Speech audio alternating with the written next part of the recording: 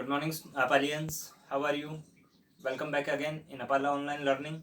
It's time for computer science with Kushal sir. So let's start. In the previous video, we have learned about basics of computer. In second part, we learned the RAM and ROM, primary and secondary memory. What was the difference? And today we will discuss RAM and ROM. RAM or ROM.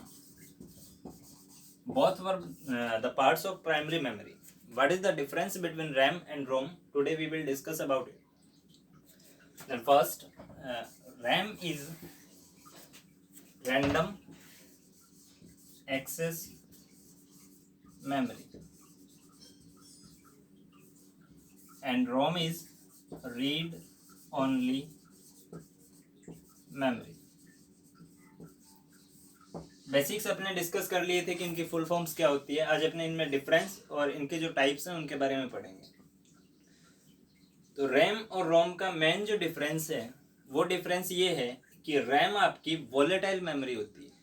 It means इसका जो data है वो तब तक इसमें store रहेगा जब तक आपकी पावर ऑन है या लाइट आपकी चल रही है, तब तक रैम का डाटा स्टोर रहेगा. और रोम, इसका डाटा अपने आप डिलीट नहीं होता जब तक कि अपने खुद इसको डिलीट नहीं करते.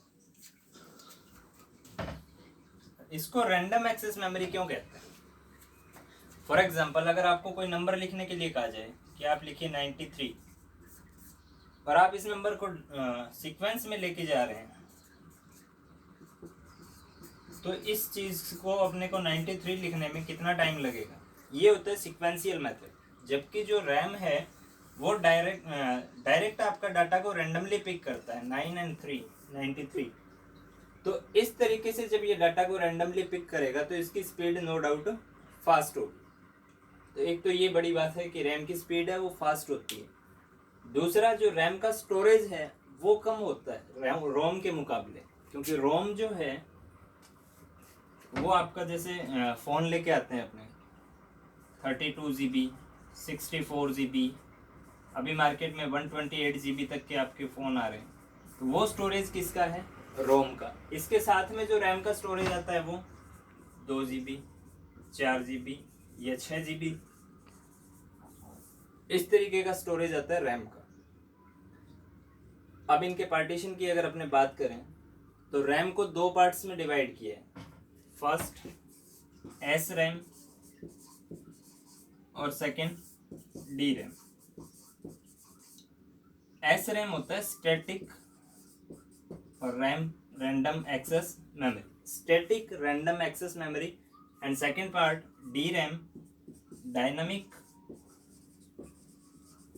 Random access memory. इन दोनों में डिफरेंस ज़्यादा नहीं होता. डी रैम है वो कैपेसिटर से बना होता है और इसमें ट्रांजिस्टर लगे होते हैं. इसकी स्पीड है वो कम होती है और एस रैम की स्पीड फास्ट होती है. डी रैम को जब काम करती है ये, तब इसको बार बार रिफ्रेश होना पड़ता है. जब भी ये रिफ्रेश होगी उसके बाद में डाटा इसका अपने आप डिलीट हो जाएगा. जबकि एस रैम को एक बार पावर सप्लाई मिल गई तो जब तक पावर सप्लाई ऑफ नहीं होती तब तक उसका डाटा रिटेन रहता है.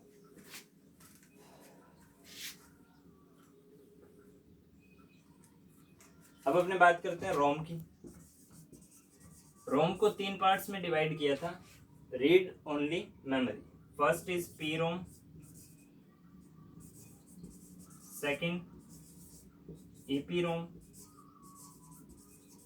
And third double EP Rome.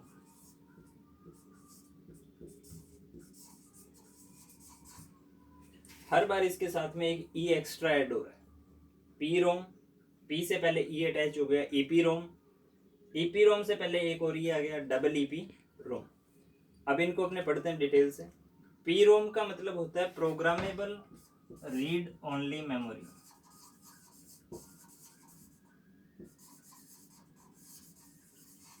Programmable read only memory. It means ये रीड ओनली मेमोरी जो है इसको एक बार किसी ने प्रोग्राम कर दिया तो उसके बाद में इसको चेंज करना इम्पॉसिबल है. इसका डाटा दोबारा से चेंज नहीं होता. एक बार जो लिख दिया वो लिख दिया, उसको आप रीड कर सकते हो उसे, उसमें कोई भी चेंजेस नहीं होते. सेकंड, ई का मतलब है इरेजेबल.